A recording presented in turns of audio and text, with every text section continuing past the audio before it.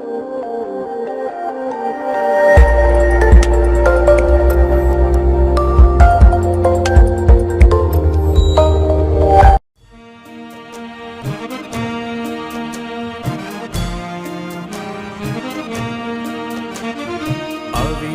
निर्मल सलिल सदय ज्ञान प्रदायिनी ज्योतिर्मय हो चहु दिशि उद्घोष अभय केडीएस जय जय केडीएस जय जय। कमला देवी सिंघवी कॉलेज की यूट्यूब व ऑनलाइन क्लास में आप सभी का एक बार फिर हार्दिक स्वागत। हम भूगोल से संबंधित कुछ टॉपिक पढ़ रहे थे। तो भूगोल में हमने जो पिछली क्लास थी उसमें पढ़ा था राजस्थान का अफवाह तंत्र। अफवाह तंत्र में हम पढ़ रहे थे अरब सागरीय अफवाह तंत्र। अरब सागरीय अफवाह तंत्र की 4 प्रमुख नदियां, जिसमें एक माही, एक पश्चिम बनास, एक साबरमती और एक लूनी, जो कि अपना जल अरब सागर तक ले जाती है। इनकी बहुत सारी सहायक नदियां, पिछली क्लास में हमने माही नदी पढ़ी है। आज हम पढ़ रहे हैं लूनी नदी। लूनी नदी पश्चिमी राजस्थान की सबसे महत्वपूर्ण नदी है। संपूर्ण अफवाह तंत्र के 10.4% भाग वह लूनी नदी के अंतर्गत आता है। और वैसे देखते हैं तो संपूर्ण भारत के 10.4% भाग पर ही राजस्थान का विस्तार है, और राजस्थान के संपूर्ण अफवाह क्षेत्र का 10.4% है, वो लूनी अफवाह तंत्र के अंतर्गत आता है। नंबर 2, इस नदी के उपनाम।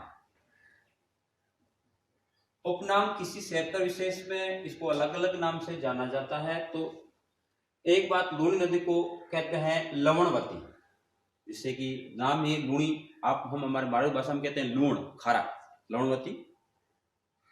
मरु गंगा या मरुआसा, मरुस्थलीय क्षेत्र में इसका महत्व अधिक है, अतः इसे मरुआसा, मरुस्थलीय क्षेत्र के लोगों के लिए आसा या मरुस्थलीय क्षेत्र की गंगा भी कहा जाता है।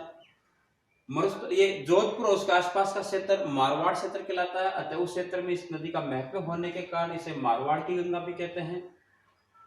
पुष्कर के आसपास स्थानीय क्षेत्र में इसे साखरी कहा जाता है। जब ये अजमेर के नागपाट से निकलती है वहां पर इसको सागरमती कहा जाता है। ध्यान रखना, ये नाम है सागरमती। एक नदी है साबरमती।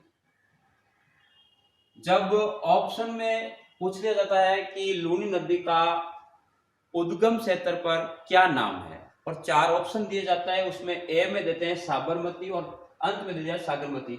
हम क्या होता है, एग्जाम में जो परीक्षा का प्रेशर होता है उस आधार पर पूरा पढ़ते नहीं है और देख लेते हैं, लेकिन सागरमती और साबरमती में ध्यान रखना बहुत अंतर है।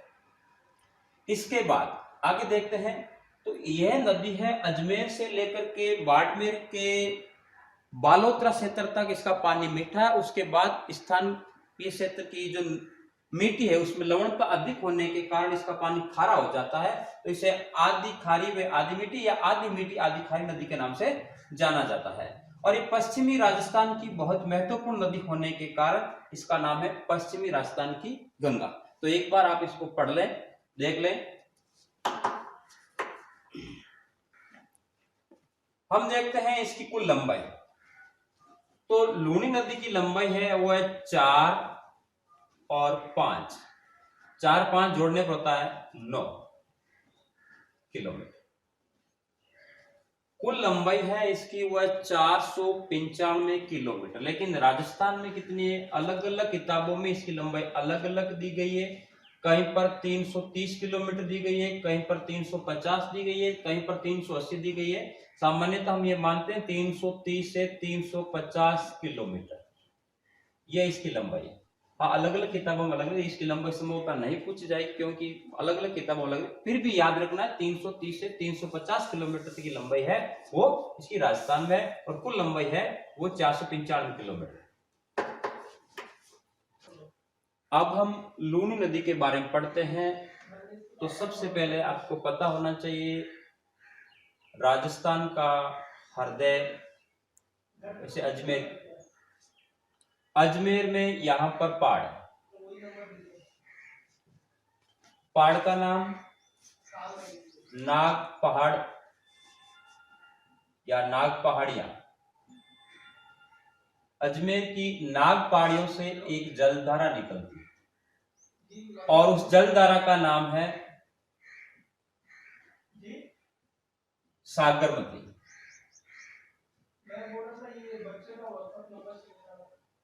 अब जब ये आगे आती है तो यहां पर अजमेर में एक झील है, उस झील का नाम है अन्ना सागर। यह सागरमती अन्ना सागर से निकलती है। तो पहले अभी हमने पढ़ा था इसके उपनाम क्या है, शुरुआती नाम क्या है, तो सागरमती इसका नाम है। जब ये आगे चल करके पुष्कर में आती है, पुष्कर में यह इसी नागपाड़ से एक दूसरी शाखा जो निकलती है उसका नाम है सरस्वती। सरस्वती, यह सरस्वती जो शाखा है और ये सागरमती शाखा है, ये दोनों पुष्कर में मिलती है। और पुष्कर में किस स्थान पर मिलती है?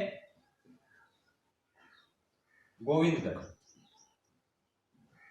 यहां पर बहुत सारे प्रश्न हैं। लूनी नदी का उद्गम कहां से होता है? अजमेर की नागपाड़ियों से। कहां से होता है? अजमेर की नागपाड़ियों से।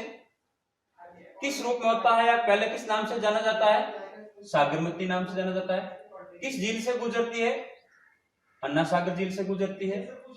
कौन सी दो जल धाराओं के मिलने से लूनी नदी का निर्माण होता है? तो सागरमती और सरस्वती दो जल धाराओं के मिलने से लूनी नदी का निर्माण होता है। जब दोनों मिलते हैं तो उसके बाद में इसका नाम हो जाता है लूनी। दोस्तों, हम पढ़ते हैं भारत की सबसे पवित्र नदी गंगा नदी, जो कि कौन सी दो जल धाराओं से बनती है? तो आपने पढ़ा अलकनंदा और भागीरथी, जो कि देवप्रयाग में मिलती है और उसके बाद में इसे गंगा के नाम से जाना जाता है। ऐसा प्रश्न अभी नहीं पूछा, हो सकता है पूछ ले आगे आपको उसी प्रकार से कि कौन सी दो जल धाराओं के मिलने से लूनी नदी बनती है? तो सागरमती और सरस्वती। कहां पर मिलती है? तो पुष्कर के गोविंदगढ़ में। किस पार से निकलती है? किस झील से निकलती है? अजमेर से संबंधित लूनी जो प्रश्न है सामान्यतः ये प्रश्न होते हैं। इसके बाद आपको पता होना चाहिए अजमेर के इस क्षेत्र में आता है नागौर और इधर आता है ये पाली। तो यहां से ये निकलने के बाद, अजमेर से निकलने के बाद ये नागौर में प्रवेश करती है। थोड़ी दूरी पर नागौर में बहने के बाद ये वापिस प्रवेश कर जाती है पाली में। पाली जिला, जो कि आपको पता होना चाहिए राजस्थान में ऐसा जिला जो सबसे अधिक जिलों के साथ सीमा बनाता है, उन जिलों की संख्या है 8। जब हम लूनी नदी का अपवा क्षेत्र पढ़ लेंगे तो इस पाली जिले के जो जिले हैं या पड़ोसी जिले हैं उनका नाम अपना आप याद हो जाएगा। अजमेर से निकलती है नदी, अजमेर के बाद में ये नागौर में प्रवेश करती है, उसके बाद में पाली में प्रवेश करती है। उसके बाद में इधर आता है जोधपुर। जोधपुर में ये पाली और जोधपुर की जो सीमा है उसके समांतर ये जोधपुर में बहती है। जोधपुर के बाद यहां पाली का एक पड़ोसी जिला बाड़मेर बिल्कुल थोड़ी सी सीमा बनाता है और ये बाड़मेर में प्रवेश कर जाती है। बाड़मेर क्षेत्र में लंबी दूरी तक ये बहती है। इसके बाद अंत में इधर जिला आता है जालोर। जालोर, बाड़मेर, जोधपुर,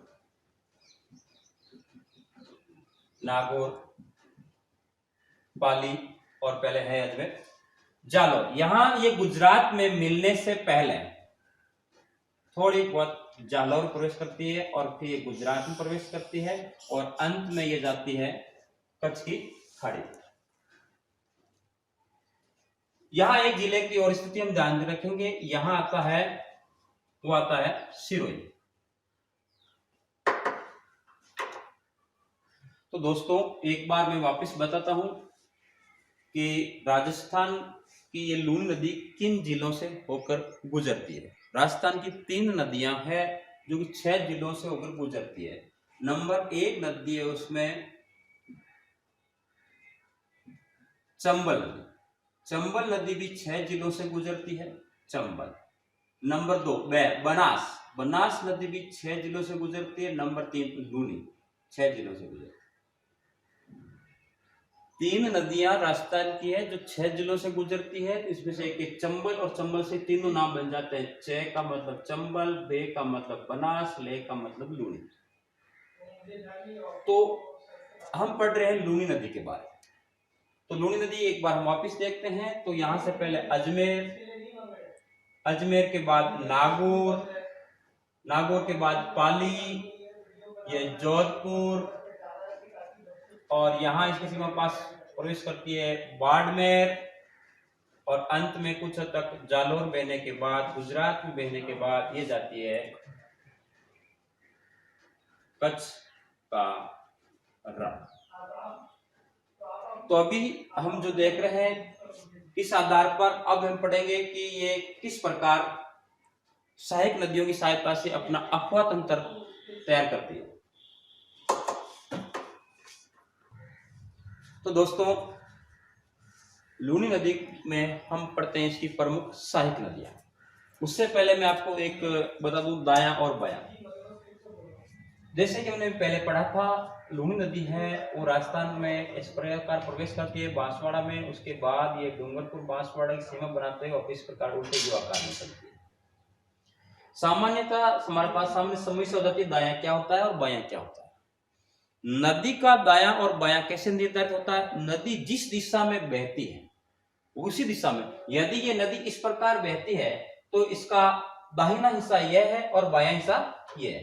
ये भाग है दायां और ये भाग है बायां।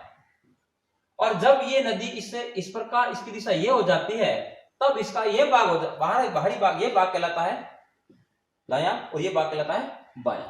तो नदी की स्थिति में हम दायां बायां, क्योंकि हम एक प्रश्न आएगा तो दायां बायां कैसे निर्धारित होता है? नदी जिस दिशा में बहती है वहां पर यदि वो इस दिशा में बहती है तो हमारा दायां बायां, यदि इस दिशा में बहती है तो दायां बायां निर्धारित करना है। अनेक जैसे हम देखते हैं उसी प्रकार दायां बायां निर्धारित। अब दायां क्या है बायां क्या है? हो सकता है कि कुछ लोगों को समझ में अक्सर दायां बायां समझ में नहीं आता है, कब दायां खड़ा करें बायां। एक छोटा सा लॉजिक है, आप अपने हाथ को इस प्रकार रखें तो अंग्रेजी वर्णमाला के 2 छोटे अक्षर बनते हैं, एक बनता है बी और एक बनता है डी। ये ए के बाद में आता है बी, तो बी ऐसे ही बनता है, इसका मतलब बी का मतलब बायां। और अंग्रेजी वर्णमाला का ये बनता है डी, डी का मतलब है दायां। तो आप में अब जब भी कभी देखते हैं तो आपका दायां बायां नहीं था, बी का मतलब बायां, डी का मतलब दायां। बाएं हाथ खड़े करें ये हो जाएगा, बाएं हाथ करें ये। जब भी हम अब आप किसी भी नदी की दिशा निर्धारित करते हैं तो यदि हम यहां से निर्धारित करते हैं तो इसके इस साइड का जो भी भाग है वो भाग तो कहलाएगा बायां, और इस साइड का आंतरिक भाग जो भी है वो कहलाएगा बायां। तो दायां और बायां। तो जब दायां बायां निर्धारित होता है तो अब तो क्या है कि सबके लिए एक सामान्य प्रश्न हो गया है। पहले जब प्रश्न आया कि ऐसी कौन सी एक नदी है जो कि लूनी नदी में दाईं ओर से मिलती है, तो नागौर से यहां नागौर के एक स्थान है, नागौर के पोंडलू गांव से एक नदी निकलती है। नागौर में बहने के बाद ये जोधपुर में प्रवेश करती है और जोधपुर में ये लूनी नदी में मिल जाती है। इस नदी का नाम है जोजड़ी।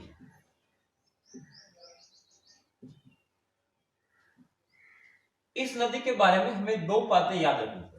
पहली, वह नदी जो लूनी नदी में किस ओर से, दाएं ओर से मिलने वाली नदी कौन सी है? तो जोजड़ी। अब इसके अलावा जब हम पढ़ेंगे तो ये भाग है बायां भाग, अधिक शेष नदियां हैं वो सभी की सभी इस बाएं ओर से मिलेंगी, यहां से मिलेगी। लेकिन ध्यान रखना इन सभी नदियों का उद्गम क्षेत्र है वो अरावली पर्वतमाला। तो दूसरा प्रश्न इसका ऐसा बनता है कि ऐसी कौन सी नदी है लूनी नदी की सहायक नदी जिसका उद्गम क्षेत्र अरावली पर्वतमाला नहीं है? तो भी उत्तर होता है जोजड़ी। दो प्रश्न हो गए। ऐसी कौन सी नदी जिसका उद्गम क्षेत्र अरावली पर्वतमाला नहीं है और लूनी नदी की सहायक नदी है? उत्तर है जोजरी। ऐसी कौन सी नदी जो इसमें दाहिनी ओर से मिलती है? उत्तर होता है जोजरी। इसका उद्गम स्थल कहां है? नागौर के कौन सा गांव? गोंडलगा। करो। तो आगे जब नदियां पढ़ते हैं तो उनमें से नदियों में है बांडी। बाद में अंत में सभी नदियों को पढ़ लेंगे तो हम एक ट्रिक की सहायता से सभी सहायक नदियों को याद कर लेंगे, लेकिन पहले एक एक को हम भूगोल पढ़ते हैं। भूगोल में हम ट्रिक से याद नहीं करते हैं। भूगोल में हमारे दिमाग में होना चाहिए एक डायग्राम। जैसे कि मैंने आपको पहले बताया राजस्थान की स्थिति और विस्तार, तो आपको राजस्थान की स्थिति और विस्तार में सभी जिलों की स्थिति याद रहनी चाहिए। जैसे भी लूनी नदी का बोलते हैं तो कौन कौन से जिले से गुजरते ऐसा होना चाहिए। जोजरी तो हमारे दिमाग में होना चाहिए, ऊपर से आती है, इस प्रकार देती है। जैसे ही वो आगे पढ़ते हैं बांडी। बांडी नदी है वो पाली के क्षेत्र से निकलती है और यहां जोधपुर में और पाली की सीमा के पास लूनी नदी मिल जाती है। बांडी नदी की एक सहायक नदी है वो है मेठड़ी।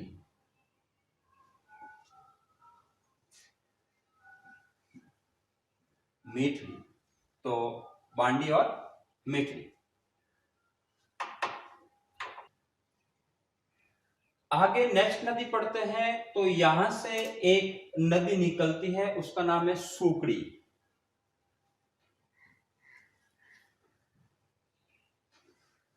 ये सुकड़ी नदी है वो दैसुरी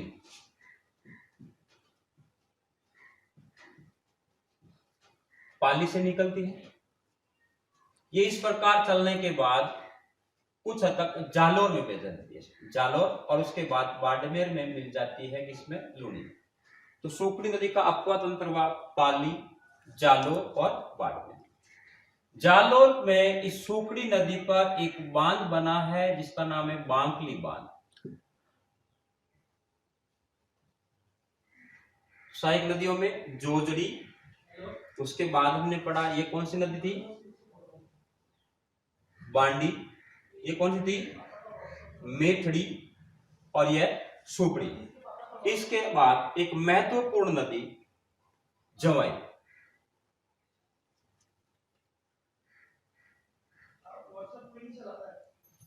जवाई एक महत्वपूर्ण नदी है जो कि आपको पता होना चाहिए। यहां है उदयपुर और यहां है राजसमंद। तो सुकड़ी तो राजसमंद और पाली की सीमा से निकलती है। जवाई है वो पाली और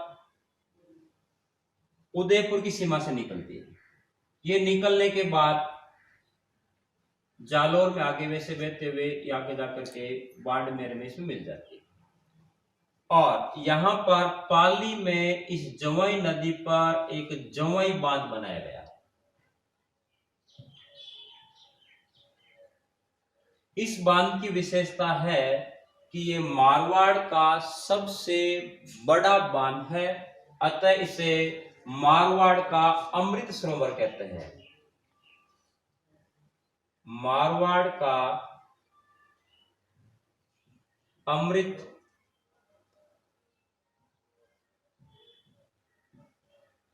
मारवाड़ का अमृत सरोवर। अमृत सरोवर। अब ये पूछा था जवाई बांध कहां पर है? पाली में। एक बांध जो हमने पहले पढ़ा था जाखम। जाखम बांध है वो है प्रतापगढ़ में और वो राजस्थान का सबसे ऊंचा बांध। सबसे ऊंचा बांध कौन सा है? जाखम, जो कि प्रतापगढ़ में। ये जवाई बांध कहां पर है? पाली में। इसकी एक सहायक नदी है जो कि यहां से आती है खारी।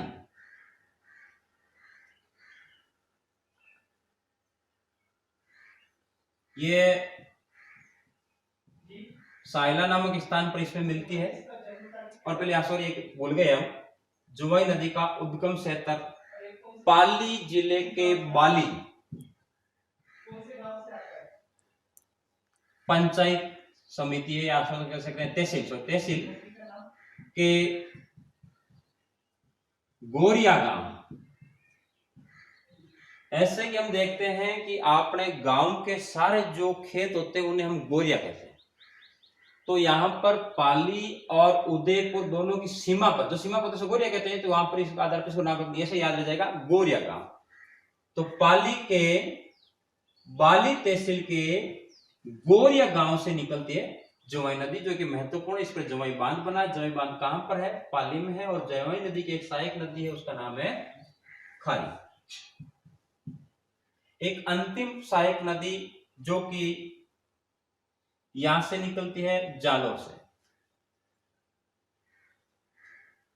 और इसका नाम है सागी। ये निकलती है जसवंतपुरा की पहाड़ियां।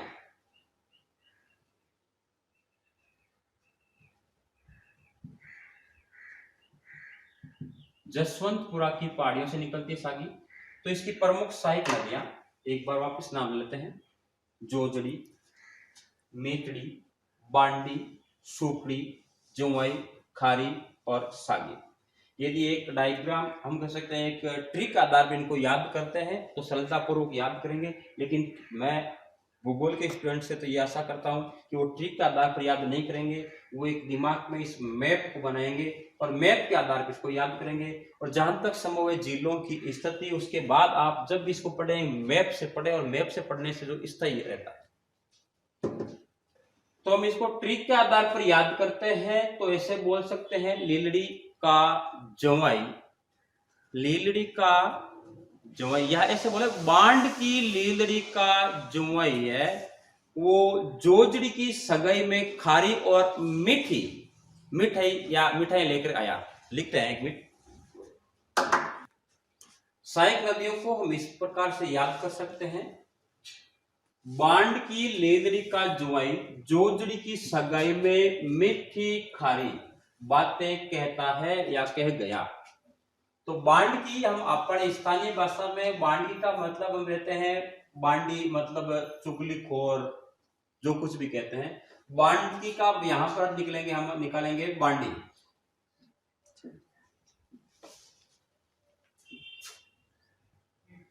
तो बांड की बांडी, लीलड़ी का तो लीलड़ी है, जवाई का जवाई नदी, जोजड़ी सगाई सागी, जो कि सबसे अंत मिलती है, मीठड़ी, खारी, ये नदियां हम याद करते हैं। तो ये सब को सब आप ट्रिक से याद करें, या मेरे हिसाब से बेहतर होगा कि आप मैप से याद करेंगे। एक प्रश्न आया था, आज तो हम सबको प्रश्न आता है वो, कि यदि अजमेर के क्षेत्र में या रात्रि में अजमेर में तेज वर्षा या अधिक वर्षा होती है तो बाढ़ कहां आएगी। बड़ा अच्छा प्रश्न बनाया था, आज सब उतरा था, फिर भी बोलते हैं क्यों कि ये लूणी नदी है, लगभग पर्वतीय क्षेत्र से बहती है, लेकिन बाड़मेर के बालोतरा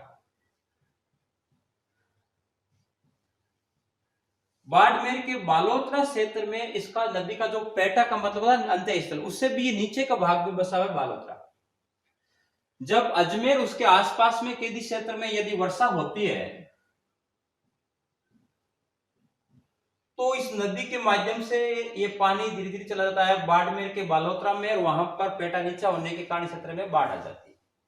और यहां तक आप पहले भी बताया था मैंने आपको नाम में, इस आधार पर कह सकते हैं कि बालोतरा तक तो ये नदी है मीठी, इसके बाद बालोतरा और उसके आसपास के क्षेत्र में जो मिट्टी है उसमें लवणता की मात्रा अधिक हो जाने के कारण इसका पानी आ जाता है खारा।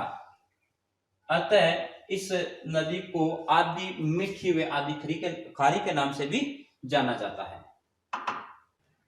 कुछ बांध जो कि आपने एक तो पढ़ा था जवाई बांध, एक पढ़ा था बांकली बांध, एक है जोधपुर में एक बांध है जिसका नाम है जसवंत सागर, या कहते हैं पिचकिया बांध, जसवंत सागर। ये जोधपुर में इस लूणी नदी पर बना है। इसके अलावा आगे जाते हैं बाड़मेर में, तो बाड़मेर में आता है नाकोड़ा, तो नाकोड़ा बांध कहां पर है? बाड़मेर में। किस नदी पर है? लूनी पर।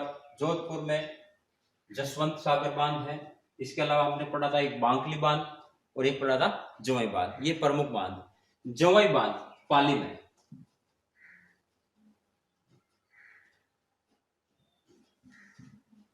इस जवाई बांध में जल की आपूर्ति के लिए एक परियोजना है। उस परियोजना का नाम है सही परियोजना। सही परियोजना के तहत इसमें एक बांध बनाया गया है और वो बांध बनाया गया है उदयपुर में। इस सही परियोजना के तहत इस जवाई बांध को जलापूर्ति होती है। ये राजस्थान की पहली जल सुरंग है। राजस्थान की पहली जल सुरंग।